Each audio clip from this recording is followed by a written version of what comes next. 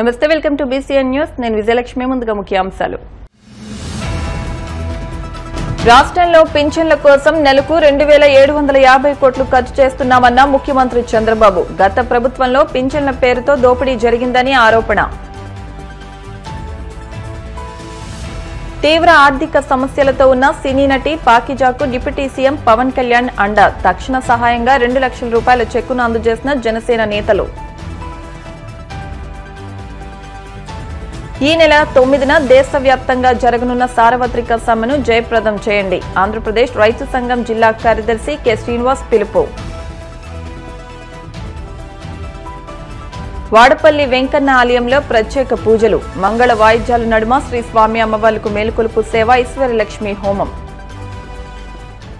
ప్రతి నెల 1వ తేదీనే పింఛన్లు పంపిణీ చేస్తుండటంతో గ్రామాల్లో పండుగ వాతావరణం నెలకొందని ముఖ్యమంత్రి చంద్రబాబు అన్నారు. ప్రజాప్రభుత్వం ఏర్పడ్డాక సంక్షేమ పథకాలను పారదర్శకంగా అమలు చేస్తున్నామని, గత ప్రభుత్వంలో జరిగిన మోసాలకు అక్రమాలకు చరమగీతం పాడుతున్నామని ఆయన స్పష్టం చేశారు.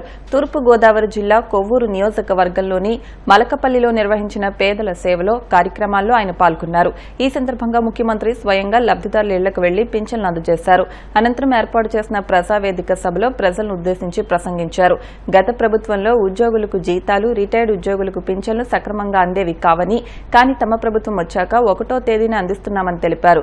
గత 5 ఏళ్ల పాలనలో రాష్ట్రంలో అరాచకాలు పెరిగాయని, వ్యవస్థలన్నీ విధ్వంసానికి గురయ్యాయని ఆరోపించారు. రాజకీయ ముసుగులో ప్రజాధనాన్ని దుర్వినియోగం చేసేవారిని ఉపేక్షించమని హెచ్చరించారు. ఈ రోజు నేను మలకపల్లి సచివాలయానికి సంబంధించి తాళ్లపూడి మండలం కొవ్వూరు నియోజకవర్గానికి వచ్చాను.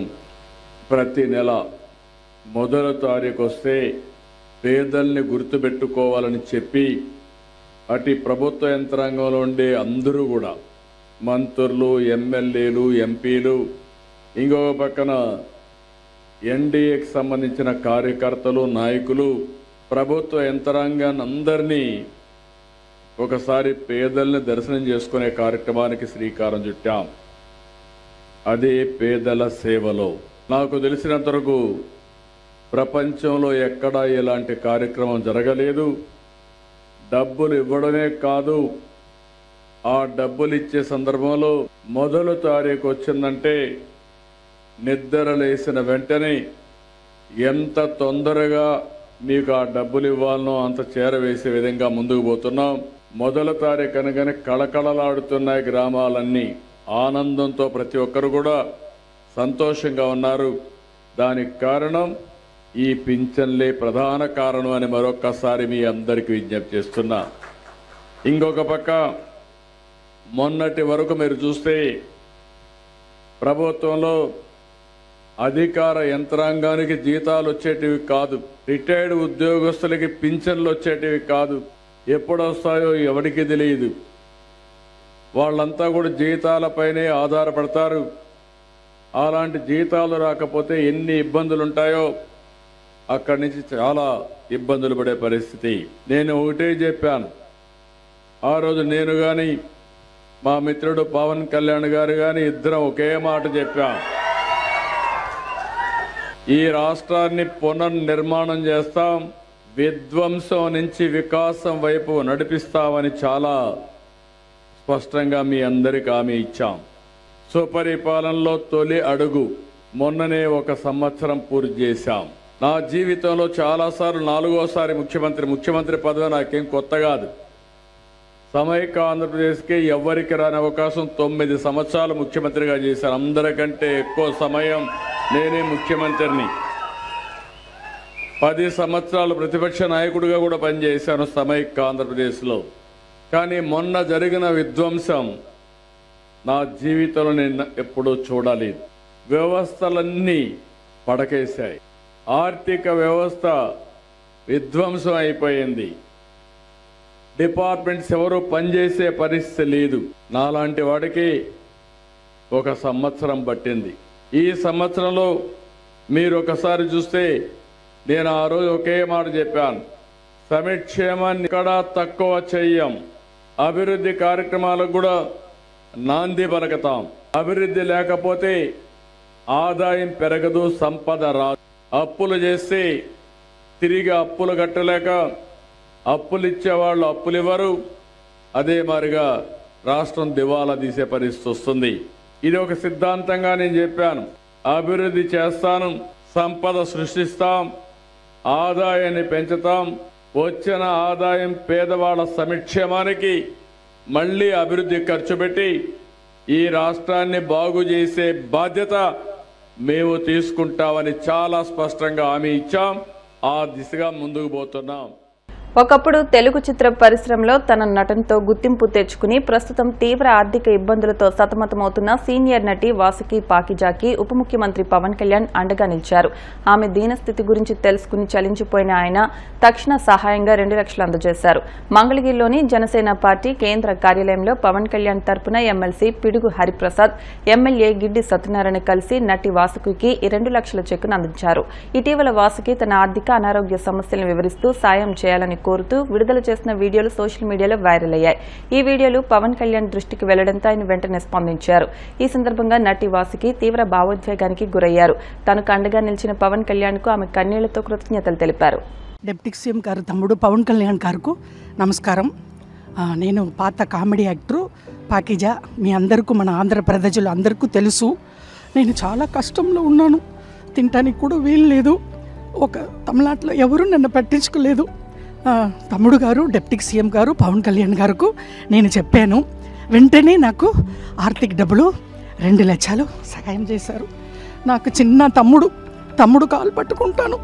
ఏలేల జమ్మానికి తమ్ముడు డిప్యూటీ సీఎంకు మర్చిపోను. నేను అప్పుడే ఇంటర్వ్యూలో సుమన్ టీవీలో చెప్పాను, నెక్స్ట్ సీఎం తమ్ముడు గారు పవన్ కళ్యాణ్ గారు అన్నాను. తమ్ముడు గారికి చాలా పెద్ద గొప్ప మనసు. నేను తమిళనాడులో పుట్టి పెరిగి ఆల్రెడీ అన్నయ్య, చిరంజీవి అన్నయ్య, నాగబాబు అన్నయ్య, మెగా పవర్ స్టార్ ఫ్యామిలీ, ఇప్పుడు వాళ్ళు ఫ్యామిలీతో నేను బతుకుతున్నాను. నేను ఆ భోజనం, నేను కట్టుకున్న చీరలు ఆ వదిన గారు ఇచ్చారు. అన్నీ మెగా పవర్ స్టార్ ఫ్యామిలీ అని డిప్యూటీ సీఎం పవన్ కళ్యాణ్ గారు వెంటనే నేను నిన్ననే చెప్పాను. ఈవేళ పిలిచి 2 lakhs డబ్బులు ఇచ్చారు, ఆర్థిక సహాయం. మేము ఉన్నామమ్మా అన్నారు. నేను తమిళనాడులో బతుకుతామా సస్తామా అని ఉన్నప్పుడు ఇక్కడ నుంచి నాకు ఫోన్ వచ్చింది జనసేన పార్టీ ఆఫీస్లో నుంచి. అది వచ్చి ఇమ్మీడియట్గా మీరు రండి అని చెప్పి నాకు వచ్చాను. చాలా సంతోషం. తమ్ముడు గారు పవన్ కళ్యాణ్ గారు, డిప్యూటీ సీఎం గారు నాకంటా చిన్న అని పర్లేదు, తమ్ముడు కాలు పట్టుకుంటాను ఎప్పుడు. వాళ్ళ ఫ్యామిలీ, నేను మెగా పవర్ స్టార్ ఫ్యామిలీ మర్చిపోనండి. నమస్కారం అండి, ఉంటాను. Thank you. కేంద్ర ప్రభుత్వ రైతాంగ కార్మిక ప్రజా వ్యతిరేక విధానాలకు నిరసనగా దేశవ్యాప్తంగా జరుగుతున్న సార్వత్రిక సమ్మెను జయప్రదం చేయాలని ఆంధ్రప్రదేశ్ రైతు సంఘం జిల్లా కార్యదర్శి కె శ్రీనివాస్ పిలుపునిచ్చారు. కృష్ణా జిల్లా సింగనపూడి, మండవల్లి గ్రామాల్లో సార్వత్రిక సమ్మె జయప్రదం చేయాలని కోరుతూ ప్రచారం నిర్వహించి సమ్మె కరపత్రాలను విడుదల చేశారు. ఈ సందర్భంగా శ్రీనివాస్ మాట్లాడుతూ ఢిల్లీ రైతాంగ ఉద్యమం సందర్భంగా కేంద్ర ప్రభుత్వం రైతులకు ఇచ్చిన ఏ ఒక్క హామీని అమలు చేయలేదని విమర్శించారు. రైతుల వ్యవసాయాన్ని కార్పొరేట్ కంపెనీల వ్యవసాయంగా మార్చేందుకు నూతన చట్టాలు తీసుకొస్తున్నారని ఆందోళన వ్యక్తం చేశారు. కార్మిక రైతాంగ హక్కుల కోసం జరుగుతున్న సార్వత్రిక సమ్మెను జయప్రదం చేయాలని, అందులో భాగంగా జూలై 9న మండవల్లిలో జరుగుతున్న నిరసన కార్యక్రమాన్ని విజయవంతం చేయాలని కోరారు. జూలై 9వ తారీఖున దేశవ్యాప్తంగా సార్వత్రిక సమ్మె జరుగుతూ ఉన్నది. కార్మికులు చేస్తున్న సార్వత్రిక సమ్మెకి రైతులు, వ్యవసాయ కార్మికులు, ఇతర గ్రామీణ పేదలందరూ కూడా ఈ సమ్మెలో కూడా పాల్గొంటూ ఉన్నారు. కాబట్టి అన్ని మండల కేంద్రాల్లో కూడా ఈ సందర్భంగా ప్రదర్శనలు, సభలు కూడా జరుగుతూ ఉన్నాయి. మండవల్లి ప్రాంతంలో కూడా జరుగుతున్న ఈ కార్యక్రమాన్ని విజయవంతం చేయాలని చెప్పేసి ఇవాళ కార్మికులకి, రైతాంగానికి, వ్యవసాయ కార్మికులందరికీ కూడా విజ్ఞప్తి చేస్తూ ఉన్నాం. ఇవాళ ప్రధానంగా సింగనపూడిలో దీనికి సంబంధించిన పత్రాలని విడుదల చేయడం జరిగింది. ప్రధానంగా కేంద్ర మోడీ ప్రభుత్వం అనుసరిస్తున్న విధానాల ఫలితంగా రోజురోజుకి రైతాంగం యొక్క సమస్యలు పెరుగుతూ ఉన్నాయి, వ్యవసాయ కార్మికుల యొక్క సమస్యలు పెరుగుతూ ఉన్నాయి. అట్లాగే గ్రామీణ ప్రాంతాల్లో అనేక సమస్యలు పరిష్కారం కావట్లేదు, భూ సమస్యలు కానీ ఇతర అనేక సమస్యలు పరిష్కారం కావట్లేదు. ఈ సమస్యలన్నింటినీ కూడా పరిష్కారం చేయాల్సిన అవసరం ఉందని చెప్పేసి మేము భావిస్తూ ఉన్నాం. కార్మికులకు సంబంధించిన పని గంటలు పెంచడం కానీ, కార్మిక హక్కులను హరించే విధంగా 4 లేబర్ కోడ్లు తీసుకురావడానికి కూడా మేము తీవ్రంగా వ్యతిరేకిస్తూ ఉన్నాం. కార్మిక కర్షక ఐక్యతతోటి దేశవ్యాప్తంగా జరుగుతున్న సార్వత్రిక సమ్మెను విజయవంతం చేయాలని చెప్పేసి మేము రైతు సంఘం తరపున విజ్ఞప్తి చేస్తాం. కోనసీమ తిరుమలగా వర్ధిల్లుతున్న వాడపల్లి శ్రీ వెంకటేశ్వర స్వామి ఆలయంలో బుధవారం ప్రత్యేక పూజలు వైభవంగా నిర్వహించారు. మంగళ వాయిద్యాల నడుమ శ్రీ స్వామి అమ్మవార్లకు మేలుకొలుపు సేవను నిర్వహించిన అనంతరం ఐశ్వర్యలక్ష్మి హోమాన్ని జరిపించారు. అర్చకులు శ్రీ స్వామి అమ్మవార్ల వసంత మండపంలో అష్టోత్తర పూజలు నిర్వహించగా ప్రత్యేక అలంకరణలో ఉన్న స్వామిని దర్శించుకుని భక్తులు తరించిపోయారు.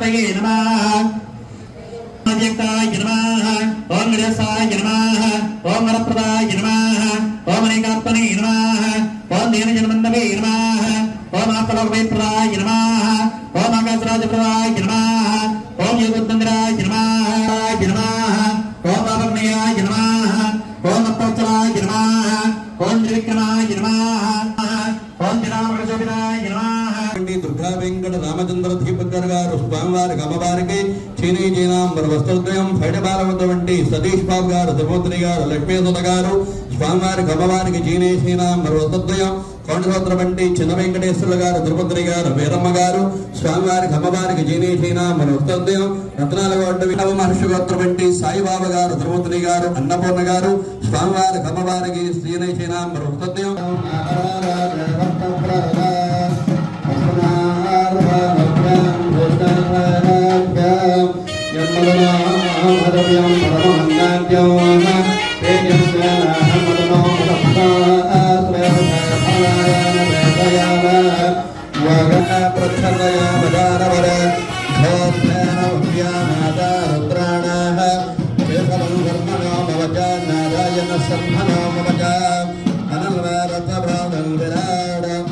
జగన్మంగళదాయకాయ నమః ఓం విద్యరూపాయ నమః విద్యభోక్త్రే నమః ఓం జన్మయాయ నమః ఓం పరమేశ్వరాయ నమః ఓం పరమార్థప్రదాయ నమః ఓం శాంతాయ నమః ఓం దోర్దండ విక్రమాయ నమః ఓం శ్రీభవే నమః ఓం జగదీశ్వరాయ నమః నాయ నమః ఓం విష్ణవే నమః ఓం మధుసూదనాయ నమః ఓం విక్రమాయ నమః ఓం వామనాయ నమః ఓం దేధనాయ నమః ఓం మృడేగేన నమః ఓం పద్మనాభాయ నమః ఓం దామోదరజుమ్నాయ నమః విరోత్తమాయ నమః ముదగ్రజాయ నమః నారసింహాయ నమః నచ్యుతాయ నమః జనార్దనాయ నమః ఉపేంద్రాయ నమః మరే నమః.